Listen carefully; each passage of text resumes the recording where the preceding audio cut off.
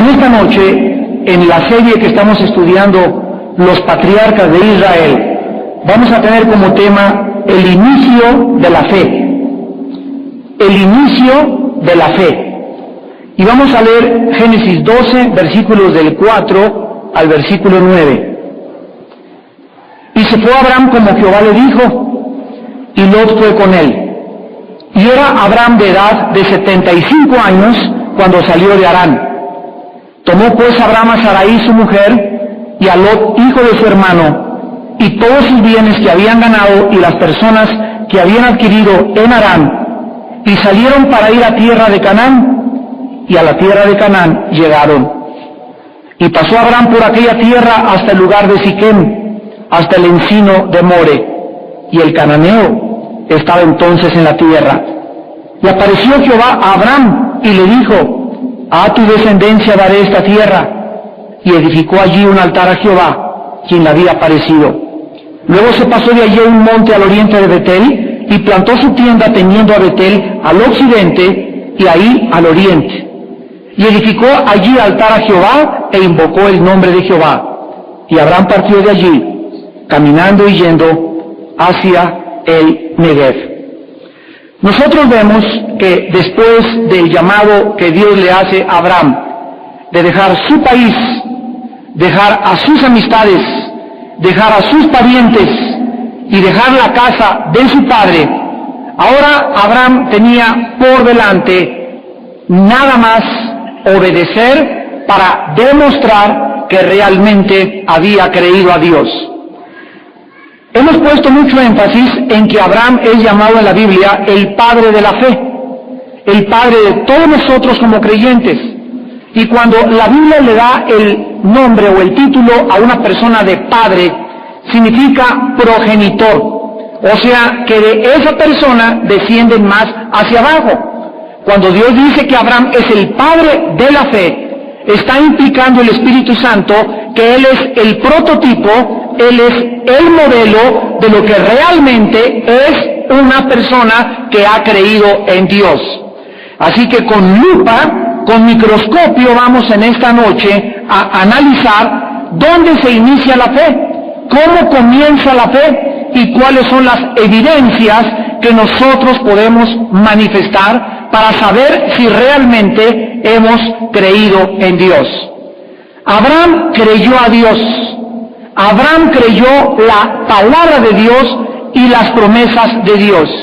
Abraham creyó exactamente lo que Dios le dijo y le mandó, y aquí podemos nosotros iniciar diciendo, nadie puede obedecer sin antes creer. ¿Toma nota? No se puede obedecer sin antes creer. Cuando una persona cree, la evidencia de que ha creído es precisamente la obediencia. La obediencia es el fruto, la obediencia es la primera manifestación de que realmente nosotros hemos creído. Y cuando nosotros decimos que hemos creído y no obedecemos, implica que realmente no hemos creído y no tenemos convicciones. Porque el creer no me va a cambiar. El creer no me va a transformar, porque lo que me transforma es la obediencia, mis convicciones. Yo puedo pasarme la vida diciendo creo en Jesús, creo en la Virgen María, creo en que nació en Belén, creo en el cristianismo, creo en el Calvario, sin que mi vida haya manifestado fruto. Entonces toda esta creencia intelectual no va a tener el poder de cambiar mi vida. Yo realmente comienzo a ser cambiado cuando lo que creo se convierte en convicciones. Mis convicciones, esa seguridad total de lo que Dios me ha dicho es verdad, es lo que hace que yo obedezca, que yo realmente dé fruto. Y esto es lo que hace y logra una transformación dentro de mi vida. Cuando Dios le dijo a Abraham que saliera con toda su familia, él tenía que involucrar demasiados sentimientos y emociones. como calcular el gran costo, dejar a toda mi familia, dejar mi casa, dejar mi fábrica, los ranchos, las pasturas donde pasta mi ganado. Él tenía que calcular las grandes dificultades que iba a enfrentar porque salía a una tierra desconocida. Ya tenía su casa, tenía su ranchito, tenía su televisión, tenía internet, tenía computadora, tenía todo, la mesa servida, tenía su coche, tenía su bocho, tenía su motocicleta, tenía todo, y de repente tienes que dejar todo y seguirme. Tenía que calcular el costo de lo que significa ser desarraigado de su familia. Cuando una persona se casa, implica en la Biblia un ejemplo de lo que es el cristianismo. Dice en Génesis 2 que cuando alguien se casa, dejará al hombre a su padre y dejará a su madre. Mamita, fuiste muy linda, te quiero mucho, papito, eres muy lindo, pero adiós papi, adiós mami, adiós perico, adiós perro, primo, cuñados, todo el mundo, adiós. Y ahora esa persona se une con su esposo o con su esposa y los dos son una sola carne. Y ahora el marido ya no tiene como primera responsabilidad a su mamita, ni a su papito, ni la mujer tampoco. Ahora mi primera responsabilidad y prioridad es mi esposa. Y mi primera responsabilidad es mi esposo. Porque eso es lo que Dios ha establecido y el orden que Dios ha hecho en su palabra. Y ya después amaré a mi papá y honraré a mi papito, pero ya no tengo mamitas, ni me la tengo conmigo a beber, a vivir, ni tampoco a mi mamá ni a mi papá. ¿Por qué? Porque ahora somos una sola carne. Y cuando Dios nos llama también a Dios familia y a Dios, y ahora mi familia son los que hacen la voluntad de mi Padre y la obedecen. Y tenemos que comenzar a asimilar todos estos pensamientos y estas ideas revolucionarias, porque la tendencia del ser humano, repito, es papito, mamita, hermanito, gato, perro, perico, amigos, y Dios viene a transformar y a hacer una revolución tremenda dentro de nuestro corazón. Abraham se mantuvo firme en las promesas de Dios. Salió y no sabía, vayamos a Hebreos 11, versículos 1 y 8, para poder comenzar a explicar lo que significa la fe. Dice en Hebreos 11:8 que por la fe Abraham, siendo llamado, obedeció para salir al lugar que había de recibir como herencia y salió sin saber a dónde iba. Dios me llama y no necesito averiguar más. Dios me dice, respeta a tu marido, y no necesito, ¿y por qué? ¿Y por qué? ¿Y por qué? Y porque Dios me dice algo, lo hago, no entiendo muy bien, porque soy guiado en que lo que Él dice es verdad. Él tiene sus razones, y la obediencia demuestra que aunque muchas veces no entiendo lo que Dios me dice, lo obedezco en base a que Él lo dijo. Dice el versículo 1 de Hebreos 11 que la fe es la certeza de lo que se espera y la convicción de lo que no se ve. De acuerdo a esta definición, la fe es dos cosas, obsérvenlo bien. La fe es una certeza, es una seguridad absoluta de algo que viene. Vamos por orden. La fe es creer con una absoluta seguridad de que algo viene a mi vida.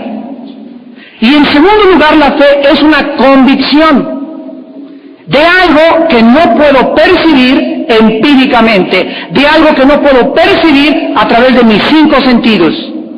La fe es una seguridad de algo que viene. Dios me dice, soy tu pastor, nada te faltará. Salgo a la calle, no hay trabajo.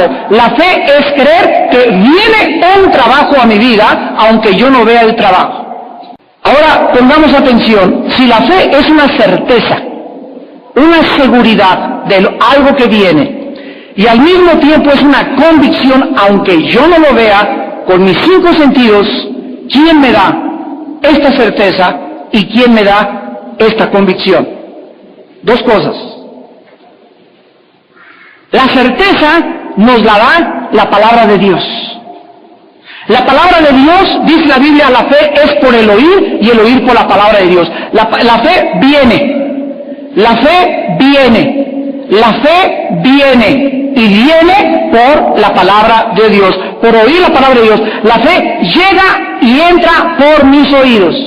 Si yo no oigo la palabra de Dios, si yo no vivo en la palabra de Dios, yo no puedo crecer en seguridad y en certeza y convicciones en mi vida.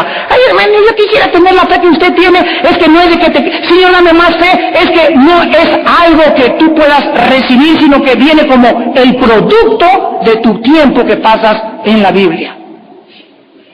Si tú pasas en la Biblia 15 minutos, media hora diaria, es lógico que tu fe sea chiquita. Y pues no estoy seguro si me va a ir bien en la vida. Y no estoy seguro si me quiero casar con este muchacho. Y no estoy seguro de aquello. Y es una vida de incertidumbre, de intranquilidad y de falta de paz, porque tu fe no está desarrollándose, no está fortalecida. Y todo porque no vives, no pasas tiempo con la palabra de Dios. Es la Biblia la que nos da esta seguridad. ¿Y quién nos da la convicción de lo que no se ve? El Espíritu Santo. El Espíritu Santo. La Biblia nos da la certeza, el Espíritu Santo nos da la convicción. Porque el Espíritu Santo es el autor de la Biblia y la Biblia es la palabra de Dios guiada, inspirada y dirigida, infundida a nuestro espíritu por el Espíritu de Dios. Abraham entonces oyó la palabra de Dios y él salió sin saber a dónde iba. Él tenía una seguridad, una certeza de algo que iba a venir mucho mejor a su vida. Y al mismo tiempo estaba totalmente convencido, aunque no veía la tierra a la cual Dios le llevaba, él continuó caminando y viviendo para Dios. Ahora bien, a nosotros, amados santos, vean ustedes a la vuelta de Hebreos está el libro de Santiago, capítulo 2. Después de Hebreos sigue Santiago, capítulo 2. La Biblia nos dice en el versículo 17, Santiago 2, 17, así también la fe, si no tiene obras, es muerta en sí misma. Entonces veamos nosotros que Dios me infunde la fe. La fe viene por la palabra de Dios. Yo no puedo decir que tengo fe. Yo no puedo decir que he creído. Yo no puedo estar seguro de que soy salvo hasta que yo no esté manifestando obediencia.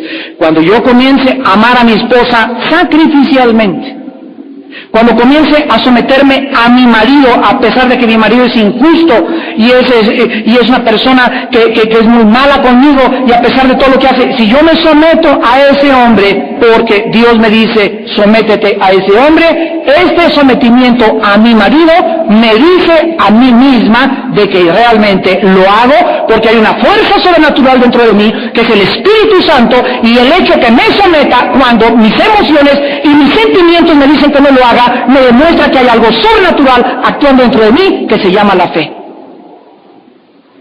Por lo cual soy salvo. Esto es una fuerza que no está en nosotros, es algo que viene de Dios. Dice el versículo 17 y dice el versículo de Santiago, versículo 19, ¿tú crees que Dios es uno? Bien haces, también los demonios creen y tiemblan. ¿Cuánta gente pregunta de alrededor? Te dicen, ¿crees en Dios? Sí creo en Dios. Escuchen, el problema no está en creer o no creer en Dios, porque el diablo no es ateo. Hay gente que cree en Dios y se va a ir al infierno. Entonces tenemos que entender qué significa creer en Dios. La pregunta cuando alguien me contesta, creo en Dios, siempre les contesto, ¿en cuál? ¿Cómo que en cuál? Sí, ¿en cuál Dios? Los griegos tenían millones de dioses, los romanos tenían miles de dioses. El Dalai Lama dice que es Dios. Los gurús dicen que son dioses. Cuando alguien dice creo en Dios, no está diciendo nada más que creer una fuerza suprema, trascendente a mis emociones y sentimientos y 5 sentidos, y que existe y que creó el universo. Hasta ahí puede llegar la persona y sin embargo condenarse e irse al infierno. Entonces, el hecho que una persona diga creo en Dios no dice nada más que creer en una fuerza intrascendente, nada más, un ser supremo, repito. La Biblia dice que ese Dios en el cual tú crees y no entiendes ni conoces es el Dios que vino, Jesucristo, a revelar. El Dios que hizo el cielo y todas las cosas que en él hay, no habita en templos hechos por manos humanas, ni es honrado por manos humanas como si Él necesitara algo. Porque el Dios de la Biblia, el creador del universo, el que envió a Jesucristo a una cruz, es el que da a todos vida y aliento y todas las cosas. Y de una sola sangre ha hecho todo el linaje de los hombres para que de alguna manera, buscándole, le puedan encontrar. Porque en Él somos, nos movemos y existimos. Hechos 17, 24 al 28. El sermón que Pablo les dio a los griegos en el monte del Areópago. Ahora con el proyecto del genoma humano se acaba de descubrir que el 99.9% de los seres humanos participamos de los mismos genes, algo que la Biblia lo decía hace 6,000 años. Que los gusanos tienen la mitad de los genes y esto prueba totalmente, irrevocablemente, indubitablemente que la teoría de la evolución es una farsa. A mí me dio mucho coraje hoy comprar el periódico El Universal y leer que decía: el descubrimiento del genoma prueba a Darwin que tenía la razón, porque ninguna revista científica americana sostiene esto. No sé de dónde sacaron eso. Y esa es mi pregunta. Dígame usted, cítame usted su data, o de dónde sacó usted esa información de que comprueba la teoría de Darwin, porque es completamente lo contrario. El genoma humano demuestra que los genes humanos y que el código genético hereditario que tenemos los seres humanos no es igual, ni podrá ser igual, ni a través de mutaciones al de un chango, una jirafa y a ningún otro ser. Los mismos aminoácidos que son los ladrillos que forman los músculos, que son los que forman la vida, demuestran que jamás ha podido realizarse esto e impedirán y siempre han impedido los aminoácidos que haya evolución. Los músculos de un perro ni siquiera pueden compararse con los músculos de un gato, ni con los músculos de un ser humano. Son totalmente y enteramente diferentes. El esperma, que contiene las 23 cromosomas del ser humano, y el ovario, que contiene las 23 cromosomas de la mujer, son absolutamente imposibles de mezclarse con el esperma, con el ovario de una jirafa, o el esperma de un hipopótamo con el de un perro, o con el de un gato, o cruzar un caballo con una misma, así como con un burro, o con una burra. ¿Por qué? Porque romperíamos totalmente lo que la Biblia estableció hace miles de años. Todo lo hizo Dios según su género y según su especie, tal como el genoma humano lo está demostrando. La imposibilidad de cruzar y mezclar genes producirán una raza híbrida. La Biblia nos muestra de una forma asombrosa que ese Dios que hizo todas las cosas es el Dios que se ha revelado. La Biblia dice que si tú crees en Dios, los demonios también creen en Dios. Cuando Jesucristo vino al mundo, en Lucas capítulo 4, entró a una sinagoga. ¿Quién creen ustedes que fueron los primeros que lo reconocieron a Cristo? Los demonios. ¿Y dónde estaban los demonios cuando Cristo vino? ¿En la iglesia? ¿Estaban en el Partido Comunista? ¿Estaban en las cantinas? ¿Estaban en los lugares donde se reunían los más religiosos de su tiempo? Ahí estaban los demonios. Mostrándonos la Biblia de esta forma, que no es la religiosidad ni la religión el símbolo de la santidad ni de la presencia de Dios. Los demonios se pararon y cuando entró Cristo le gritaron: tú eres el Hijo del Dios Altísimo, ¿has venido a atormentarnos antes de tiempo? Ellos reconocieron que era el Hijo de Dios y reconocieron que Él tenía el juicio, Juan 5, 25 al 28, y que Él vendría algún día a juzgar, y ellos saben que están condenados eternamente. Ellos le dijeron: tú eres el Cristo. Satanás sabe que Jesús es el Hijo de Dios y creen que Él es Dios, pero ¿de qué sirve creer si no obedecieron a Dios? Y esto es lo que Dios te dice en esta tarde. ¿Tú crees que Dios es uno? Los demonios también creen en Dios y se van a condenar. El diablo no es ateo. Entonces necesitamos entender qué significa la fe en Dios. Cuando hablamos de fe, estamos hablando de algo que creemos. Ahora, si yo hablo con un musulmán y le digo al musulmán: ¿en qué crees tú?, él me va a contestar: en Mahoma. Y me va a decir que Mahoma es el Dios.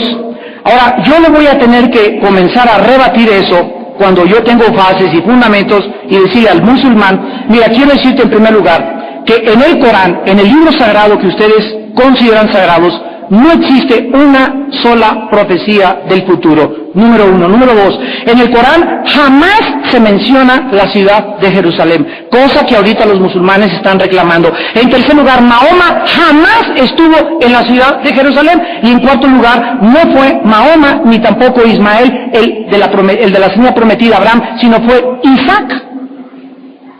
Entonces, el argumento y la filosofía que ustedes tienen fue entretejido a través de leyendas, de mitos, de cuentos, pero nada está comprobado ni geográfica ni históricamente. Cuando venimos al documento que se llama la Biblia y lo abrimos, nos damos cuenta que la Biblia nos sitúa dentro de un contexto histórico, geográfico, científico, antropológico, sociológico, psicológico y cualquier disciplina que tú quieras, biología, lo que tú quieras, la Biblia está dentro de todo ese contexto porque todas las ciencias y porque todas las disciplinas giran alrededor de la Biblia.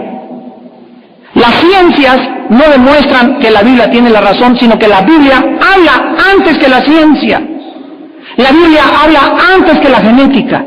La Biblia habla antes de que se descubriera la circulación de la sangre. La Biblia habla antes de que se descubriera la redondez de la Tierra por Galileo Galilei. La Biblia habla antes de que se descubriera la propagación de las bacterias, diciéndonos cuando ya no existía ni siquiera el microscopio, que los judíos no podían hacer su excremento al aire libre, lo tenían que enterrar. ¿Quién le dijo a Moisés hace 5,000 años que cuando alguien hace excremento las bacterias se propagan y pueden infectar a los seres humanos, cuando no se descubría ni siquiera la lupa? Entonces, cuando venimos a un documento como la Biblia, no estamos hablando de tonterías, ni de falacias, ni leyendas, ni la mitología griega, ni de una estrella como la cientología o la dianética, que somos semillas protoplasmáticas de este hombre loco que acabó totalmente de remate, de Ron Hubbard, y de los fundadores de las otras filosofías y de las religiones. Venimos a algo real, venimos al único documento que tiene verdades absolutas.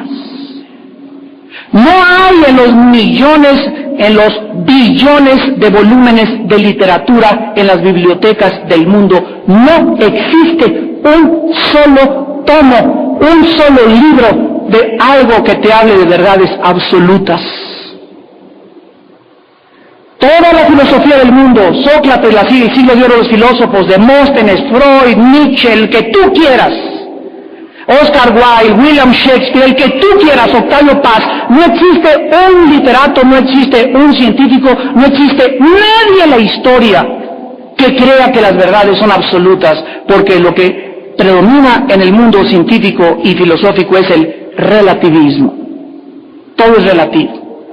No hay nada que sea absolutamente cierto. Ahora salen, pues realmente estábamos equivocados, no son 80,000 genes los que creíamos que había del ser humano, son menos.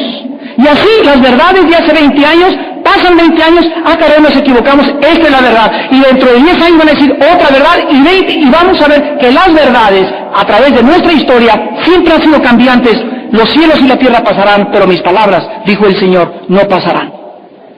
No hay una sola verdad científica en la Biblia que haya podido decirse o que se pueda demostrar que estuvo equivocada. Una sola. Porque si hubiera una sola, se derrumbaría el sistema del cristianismo. Esto nos muestra que este es un libro sobrenatural.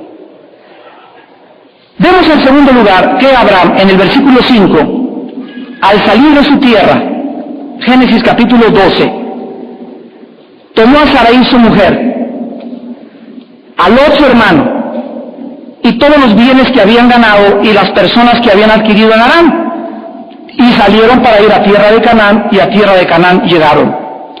Aquí nos damos en segundo lugar cuenta de lo que se llama la influencia de la fe.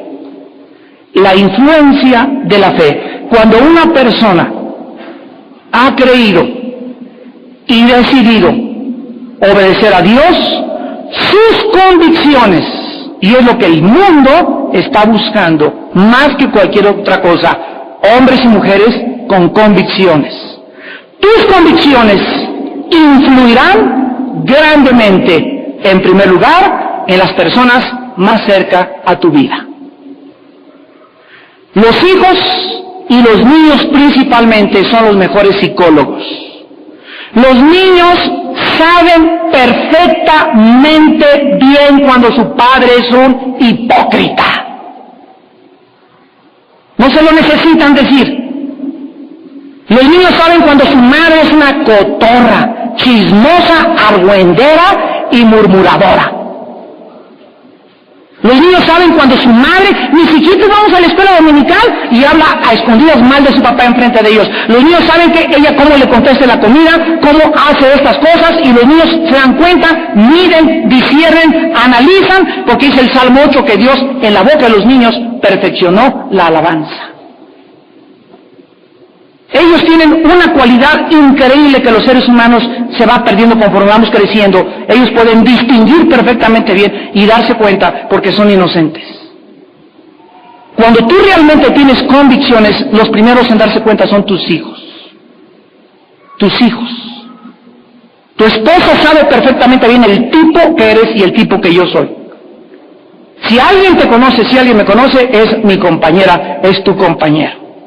Si alguien sabe y te ve las 24 horas del día cómo te levantas con la cara de elefante que te levantas y las caras que les haces del león en la comida y ruges como rinoceronte en la noche, son tus hijos.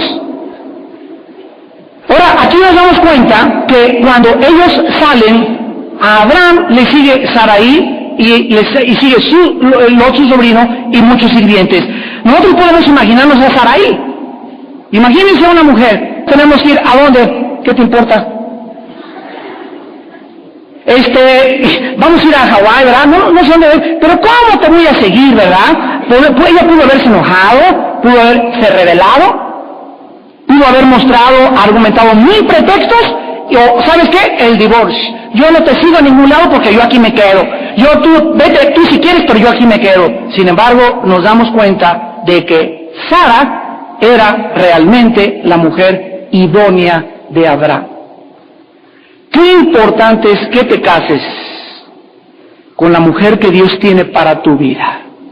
Porque si tú te casas con una mujer que no era la que Dios tenía para tu vida, o con un hombre que no era el que Dios tenía para tu vida, y tú tienes un llamado de Dios a servirlo, y te casaste equivocadamente con la persona que te encaprichaste, ese llamado de Dios será obstaculizado y detenido, porque ella se convertirá en un lastre para tu vida y no te querrá seguir y te pondrá obstáculos y te pondrá piedritas en el camino y jamás podrás desarrollarte porque escogiste a la persona equivocada. En el Antiguo Testamento Dios prohibió que araran la tierra un buey y un asno, y dijo en Deuteronomio que no les pusieran yugo, porque el buey está fuerte y camina para acá y el asno. Entonces, ¿qué pasa cuando pones un yugo entre un buey y un asno, verdad? En que o el buey arrastra al asno o el asno va a detener al buey. La pregunta es, ¿con quién te casaste? ¿Con un buey o con una burra? Lo dice la Biblia, ¿verdad?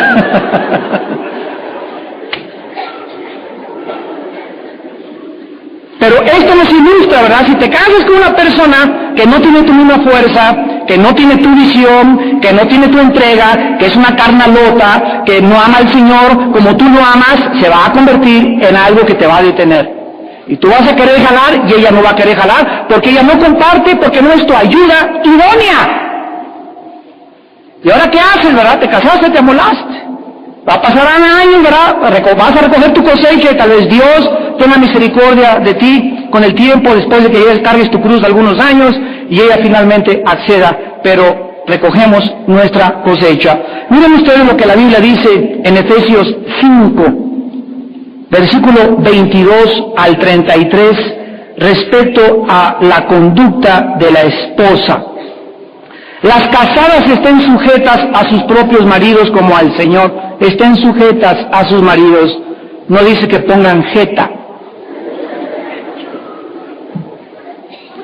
Dice que estén sujetas. Y en el versículo 33, por lo demás, cada uno de ustedes ame a su mujer también como a sí mismo y la mujer respete a su marido. Un hombre necesita una mujer con dos características nada más. Un hombre necesita una mujer que se someta a él. Pues nada de eso se trata. Esa es una mala interpretación de lo que significa sujeción. No vamos a extendernos en esto, pero esta es una perversión de la palabra sujeción. Necesitas aprender a someterte a él y necesitas aprender a respetar. Un hombre necesita una mujer que le respete. Una mujer que es irrespetuosa con un marido. Un hombre que habla mal una mujer que habla mal de su esposa. O ya en el noviazgo que hables mal del esposo, ¿verdad? Pues tú eres un éxito, eres aquello. Que jamás se podrá casar con ese hombre. ¿Por qué? Porque hay mujeres que agarran hacia los hombres, los revuelcan, los escupen, los trapean y luego los avientan. Y luego otro viene con perrito, lo vuelven a agarrar otra vez, ¿verdad? Y encontramos aquí dos personas destructivas. Una es una sádica y el otro es un masoquista.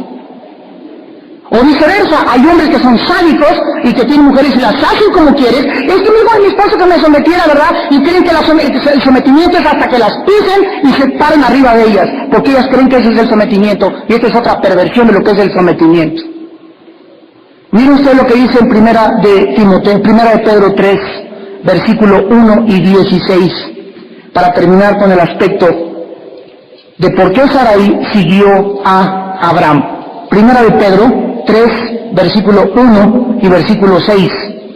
Dice primera de Pedro 3:1, asimismo ustedes mujeres estén sujetas a sus maridos, para que también los que no creen a la palabra, o sea, si tienes tus hijos en tu casa que no creen, dice la Biblia que los hijos o tu cuñado, las personas que no creen, pueden ser ganados, o tu marido puede ser ganado, sin que le hables una sola palabra, por tu conducta. Hermano, pero no dice que la voz por el oír. ¿Cómo va a tener mi esposo fe si no le hablo de la palabra de Dios? Cállese. Pero, cállese.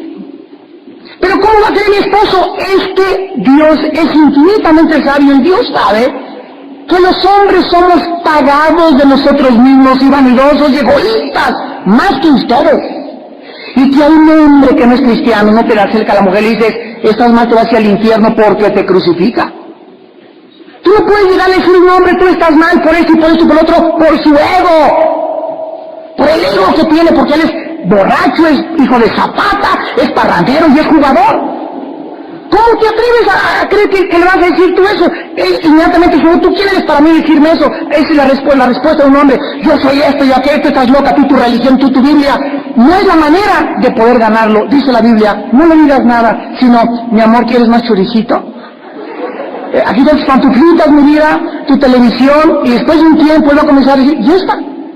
¿Qué le pasa? Pero si no era así. Y le ha insultado y le ha dicho de cosas, y ella sigue, y va a comenzar él a ablandarse y a preguntar, a ver, cuéntame el rollo que traes ahora con eso de los cristianos. Con la conducta, las mujeres ganan al esposo. La pregunta en esta noche es, ¿lo crees? No me contestes ni miras que amén ni que nada. Pero es un asunto entre tú y el Espíritu Santo. Si realmente lo crees, lo vives. La fe sin obras es muerta. Y dice el versículo 6, como Sara obedecía a Abraham. Aquí está, llamándole Señor, de la cual ustedes han venido a ser hijas, si hacen el bien, sin temer ninguna amenaza. Sara, cuando Abraham le dijo, mi amor, ¿nos vamos a Guadalajara? Sí, señor. ¿Mi amor? ¿Nos vamos a cambiar a Toluca? Sí, señor. ¿Mi amor? Vamos para Tijuana porque tengo un trabajo para allá. Mijitos, empaquen. Mamá, empaquen. Sí, señor. Cuando una mujer entiende que Dios guía a su esposa, aunque no sea el marido incrédulo, y a través de ella seguirlo y obedecerlo, puede ella ser bendecida, ella encuentra y descubre la verdadera paz. Y si tú quieres atraer a tu vida condenación y juicio pronto a tu vida, sé una rebelde. La influencia de la fe. Ahora, observemos en Génesis 12, versículo 5, dos cosas. Que dice el versículo 5, tomó Abraham a Sarai su mujer, a Lot, hijo de su hermano, y todos sus bienes que habían ganado, y las personas que habían adquirido en Aram. Observemos que Dios le permite a Abraham llevarse todos sus bienes materiales. Dios no le dice, deja tus camellos, tu Rolex, tu coche, tu Ferrari, nada, sino que todo lo que tienes, tráetelo. Y la pregunta en esta noche es que, ¿por qué? Vamos a ver un poco más profundamente en el capítulo 13 de Génesis, versículo 2, que dice la Biblia que Abraham era riquísimo. No era rico, era riquísimo.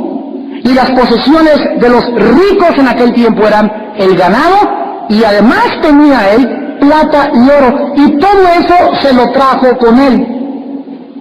En otras palabras, Abraham estaba muy establecido en Harán, y no tenía necesidad de irse a vivir y sacar su cuenta del banco y abrir cuenta en otra ciudad y sacar su coche y otra ciudad. Y le dijo Dios, tráete todo lo que tengas, tus centenarios, ¿verdad? Tus onzas de plata, tráetelo todo. ¿Por qué? Porque la Biblia nos enseña que los bienes materiales nunca serán un problema en nuestra vida mientras los bienes materiales no nos posean. Primera de Timoteo capítulo 6, versículo 10. Porque raíz de todos los males es el amor al dinero. No es el dinero el problema está en que el dinero se haga en ti un ídolo. O el dinero o tus bienes materiales te posean. Cuando Dios le dijo a Abraham, tráete todos tus bienes, Dios sabía que en el corazón de Abraham no existía la avaricia, como lo vamos a comprobar en el capítulo 13, cuando le dice a Lot su sobrino, mira, escoge lo que quieras, si tú escoges a la derecha, yo me voy a la izquierda, y si tú a la izquierda, yo a la derecha. Abraham no era un hombre ambicioso, no era un hombre avariciento, por lo cual Dios lo llenó así, era riquísimo en dinero, era millonario. Y ese era el hombre que Dios necesitaba, un hombre así para que él pudiera ser bendición y canal de bendición a los demás. Miren lo que dice en 1 Timoteo 6, versículo 17, a los ricos de este siglo manda que vendan todo. ¿Eso dice? Miren el consejo que se les da a los ricos. Mándales que no sean altivos. Desgraciadamente, cuando una persona tiene dinero o comienza a enriquecerse, se hace soberbio o soberbia. Cuidado con eso, ahí ya te pegó el diablo, ahí el dinero, lo que tienes ya es un peligro en tu vida. Cuídense los que tengan bienes materiales de ser orgullosos. En segundo lugar, que no pongan la esperanza en las riquezas. No te sientas que porque mientras tienes ahí tus 2 millones de pesos en el banco y mientras tengas tu casa, que no haya nada que te haga sentirte seguro. Y la esperanza de mis hijos es el dinero que tengo. Nada de eso. Nuestra esperanza es Dios y nuestra esperanza será Jesucristo siempre. Él es la esperanza de gloria. Cuídate cuando los bienes materiales se convierten en una ancla en tu vida. Y dice en tercer lugar, las cuales son inciertas. Dios puede en cualquier momento acabar con tu negocio, quitarte todo, o llevarte a la otra vida, o quedarte paralítico y no disfrutar nada, y tus hijos ni se convirtieron. Las riquezas son inciertas, sino en el Dios vivo. Y miren lo que dice, que nos da todas las cosas en abundancia para que las disfrutemos. ¿Por qué mejor no le dijo Dios a Abraham, mira Abrahamcito, sígueme y dale todo tu dinero a los pobres y repártelo todo? Porque el problema de los pobres no es el dinero, señores sociólogos y zapatistas que nos escuchan. El problema de los pobres es la sanidad de su alma. Miren lo que dice en Lucas capítulo 4 Jesucristo al entrar a la sinagoga. Dice Lucas 4 versículos 18 y 19. Cristo entra a la sinagoga y se le da el rollo de Isaías. Y por primera vez en su vida Cristo, el primer discurso que dirige Cristo, lo primero que lee de la Biblia Cristo, es el rollo de Isaías 61, del 1 al 2, y dice, el Espíritu del Señor está sobre mí, porque cuanto me ha ungido para dar buenas a los pobres. Los pobres necesitan buenas noticias.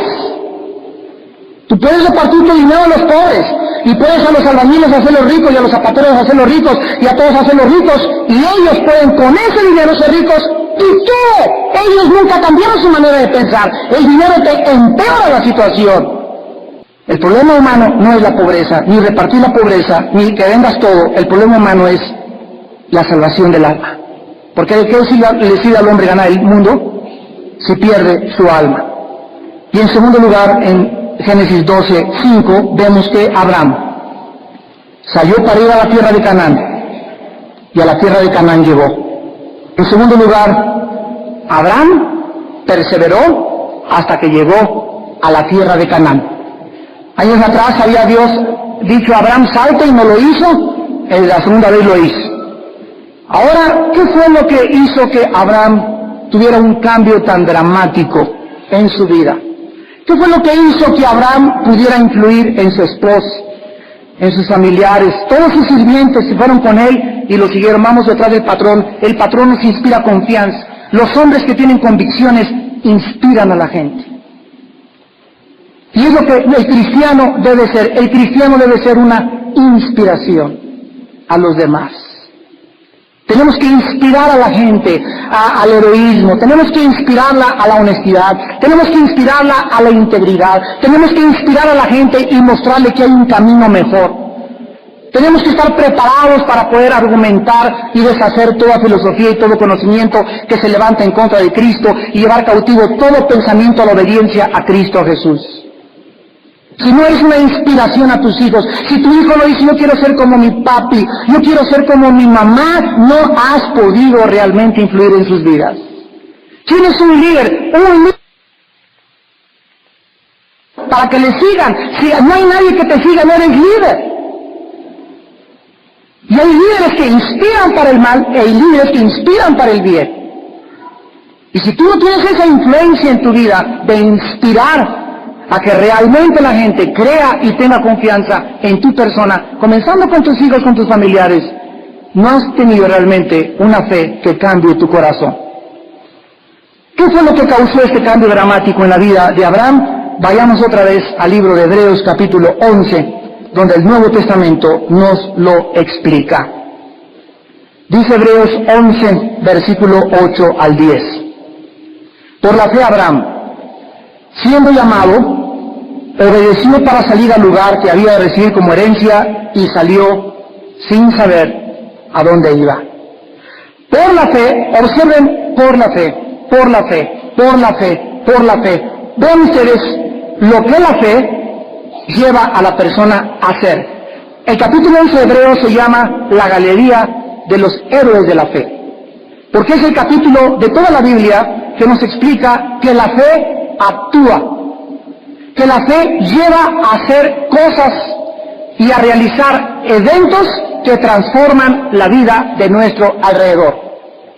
Por la fe, o sea, es la fuerza motivacional, habitó como extranjero en la tierra prometida, como en tierra ajena, morando en tiendas. O sea, Abraham tuvo una inspiración tan grande de Dios y creyó tanto a Dios que por fin pudo descubrir que este mundo es totalmente temporal, que somos solamente peregrinos, que vamos de paso por esta vida.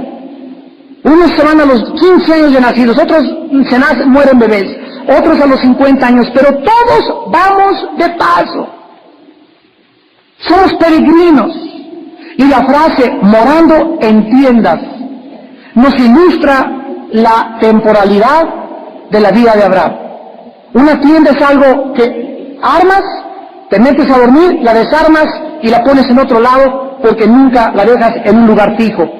Estas tiendas nos hablan que así nosotros debemos de vivir. Cuando nosotros tenemos esta convicción de que vamos por un mundo pasajero, que nos está esperando una ciudad celestial, que nos está esperando una mucho mejor vida, que las aflicciones de esta vida no se comparan con la esperanza y las bendiciones del mundo venidero, entonces no nos aferraremos a nada de esta vida. El poder lo desprecio, la fama la desprecio, la popularidad no me interesa, el dinero tampoco, controlar a los demás mucho menos, hacer una casa, Dios me la da, gloria a Dios, y no pues ni modo, tener terrenos y tener comprado y en el banco petrobonos y dólares tampoco es mi meta, ¿verdad? Si lo puedo hacer lo hago, pero para obra de Dios. Comienzo a ver todo a mi alrededor como algo temporal. Esto fue lo que hizo que Abraham cambiara dramáticamente su vida. Este es el propósito de la fe. Creer que todo el mundo y sus obras serán quemadas. Los cielos pasarán con gran estruendo, 2 de Pedro 3:10, y los elementos ardiendo serán deshechos, y la tierra y todo lo que hay serán quemados. Puesto que todas estas cosas han de suceder, y todo va a ser quemado, edificios, casas, estatuas, todo lo que el hombre hizo, lo único que va a sobrevivir van a ser las almas de los seres humanos. Vivamos para las almas. Es cuando tu vida por fin cobra propósito y significado. Cuando ya sabes que vas de paso nada más, y que tus días desde ahorita están, los minutos los tenemos contados. Y no sabes si hoy en la noche caes muerto. Tú no sabes si mañana amaneces viva. Y cuando nosotros muramos, nos vamos a enfrentar al día del juicio. Y si tú tienes a Jesucristo en tu vida, la Biblia nos muestra, ¿verdad?, que, hermanos, estén firmes y constantes, porque nuestra obra en el Señor no es en vano. Y terminamos en en Génesis 12, versículos 6 al 9, y pasó Abraham por aquella tierra hasta el lugar de Siquem. Abraham pasó, pero no se quedó. ¿Ya lo vieron en el versículo 6? Pasó Abraham por aquella tierra, o sea, pasó por la tierra prometida. Abraham no se estableció en la tierra prometida. ¿Por qué no se estableció en la tierra prometida? Dice el versículo 6, porque el cananeo estaba entonces en la tierra. Los cananitas representan en el Antiguo Testamento a los enemigos del pueblo de Dios. Y cuando Abraham reconoció que él no podía más que pasar por la tierra, no se podía establecer en la tierra, el mensaje del Espíritu Santo es que él no podía quedarse en la tierra, porque si se quedaba en la tierra y se establecía en la tierra, él tendría que luchar contra los cananitas, y aquí él estaba comenzando su llamado y no tenía ni la fuerza ni el poder para vencer a estas tribus inhumanas, salvajes, depravadas e inmorales. ¿Qué iba a hacer Abraham? Abraham sabía que tenía que a Dios para poder vencer a los cananitas. Y lo mismo pasa con nosotros. Ahora nosotros tenemos 3 enemigos principales, que son la carne, entre nosotros, el mundo y Satanás. Pero el más grande enemigo que tú tienes y el más grande enemigo que yo tengo está dentro de mí y está dentro de ti. Romanos 7, del 17 al 21. Pablo habla, siendo cristiano, siendo apóstol, el león de Dios, y escribe: el mal está en mí. Yo sé que en mi carne no mora el bien, porque quiero hacer el bien, pero el mal que no quiero hacer, ese es el que hago. Miserable de mí, ¿quién me librará de este cuerpo de muerte? Ahora, ¿qué entendemos con lo de Abraham? Ahora que soy cristiano y que tengo fe, yo sé que hay un enemigo que tengo que vencer. Para poder realmente yo conquistar Canaán, que son las promesas de Dios, y entrar al reposo de Dios, necesito primero conquistarme a mí mismo. Nunca podrás descansar, Hebreos 4, del 1 al 3, ni entrar al reposo de Dios, hasta que no conquistes primero los cananeos dentro de tu corazón. Los enemigos los traemos dentro de nosotros: la lujuria, la idolatría, la avaricia, la envidia, los celos. Estos enemigos dentro de nosotros tienen que ser conquistados por la fe. Y yo no puedo, ni tú puedes. Es algo que trasciende nuestras capacidades humanas. Jesucristo dijo en Juan 15:5, separados de mí, nada podéis hacer. Necesitamos a Cristo profundamente en nuestra vida. Él vino para darnos ese poder, para vencer nuestra propia carne y nuestros propios enemigos. Si hay algún enemigo dentro de tu vida o de mi vida que no venzamos en nuestra vida cristiana, este enemigo mañana o dentro de un mes me va a asaltar. Y él es el que me va a traicionar, y él es ese enemigo que no he podido tratar dentro de mi vida. Llámese pornografía, llámese sensualidad, llámese borrachera, llámese lujuria, llámese adulterio, llámese fornicación, llámale homosexualismo o lesbianismo, como tú quieras llamar. Ese enemigo dentro de ti te va a apuñalear dentro de 3 meses y 4 meses, y va a ser el culpable de tu juicio eterno. Dice la Biblia en Romanos capítulo 8 que si por el Espíritu vencemos a la carne, viviremos. Es el Espíritu Santo. El que está dentro de nosotros, que no es un espíritu de cobardía, sino de poder y amor y dominio propio, el que me da la fuerza, el que me da la habilidad y la capacidad de poder triunfar, porque Dios nos lleva de victoria en Cristo Jesús. Y cuando nosotros tenemos esta confirmación, entonces dice el versículo 7, y apareció Jehová a Abraham y le dijo, a tu descendencia daré esta tierra. Y edificó allí un altar a Jehová, quien le había aparecido. Cuando Abraham se dio cuenta que no podía establecerse, cuando Abraham se dio cuenta que cuántos enemigos tienes, y cuando te das cuenta que tu carne es tremenda y que eres atraído hacia ese pecado, y no puedes llegar el cigarro, y no puedes llegar el alcohol, y tus hijos, no puedes llegar una mujer sin comértela de los pies a la cabeza, cuando sentimos esas fuerzas pasionales que combaten dentro de nuestros miembros, Abraham, en ese momento que necesitamos una confirmación de Dios, y Dios se la dio. Oh, Dios es tan misericordioso que dice la Biblia, se le apareció Jehová a Abraham.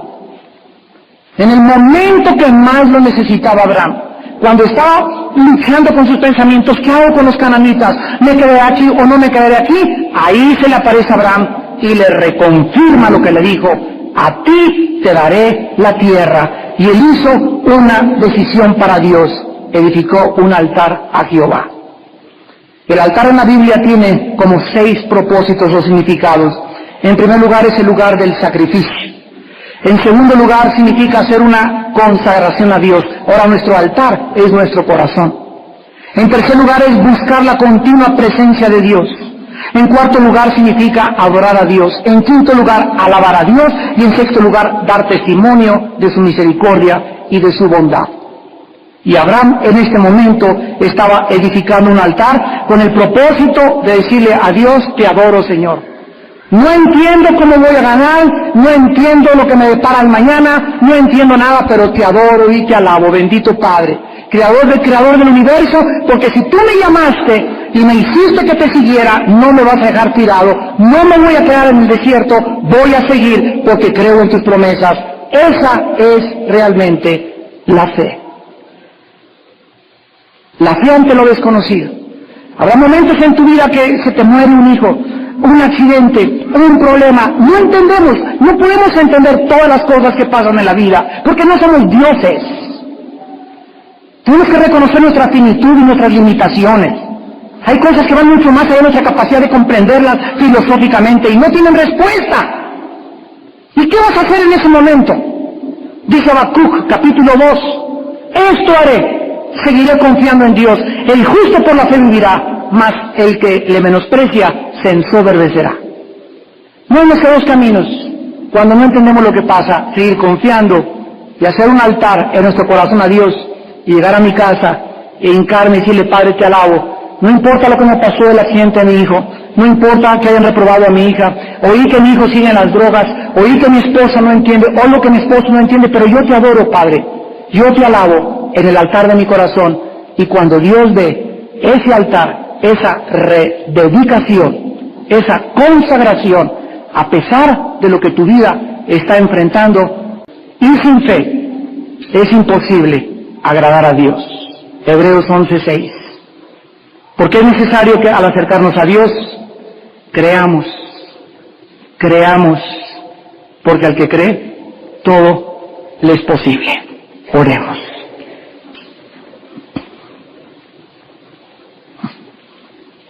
Señor, gracias por tu palabra. Bendita es tu palabra, que nos infunde ánimo, que nos infunde fe, que nos santifica, que nos fortalece y nos transforma día a día a la semejanza de tu Hijo Jesucristo.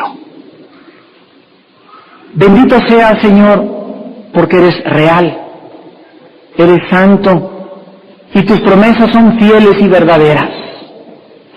Los cielos y la tierra pasarán, pero tus palabras permanecerán. Padre, gracias por tu palabra, porque es más dulce que la miel, y que la miel que destila el panal. Además somos amonestados con ella, y en obedecerla hay grandes recompensas. Gracias, Señor, por mostrarnos en esta noche que estamos seguros en tus manos. El mundo entero está en tus manos, El universo está en tus manos. Tú nos creaste a nosotros y pusiste tu imagen y semejanza, porque pusiste la eternidad en nuestra alma. Y esta es la razón por la cual nada en esta vida nunca nos podrá satisfacer. Podemos probar todos los placeres del mundo y las cosas del mundo, y nuestra alma siempre seguirá vacía, porque nos creaste para ti, para tener comunión contigo y para encontrar en ti la razón de nuestra existencia. Porque en ti somos, nos movemos y existimos. Tú nos das el aliento y la vida y todas las cosas que tenemos, no para que las guardemos y las amontonemos, nos las das para compartirlas con los demás. Gracias por permitirnos disfrutar todo en la vida y darnos todo en abundancia, para que aprendamos que eres un Dios bueno y que el problema no es la abundancia, mientras esa abundancia no se convierta en nosotros en algo que nos posea. Te damos gracias, Señor, por nuestra familia que tenemos, por el matrimonio que tenemos, por los hijos que nos has dado, por la familia que nos rodea y los amigos y amistades que tenemos en el trabajo. Te pedimos, Señor, que seamos una inspiración de convicciones.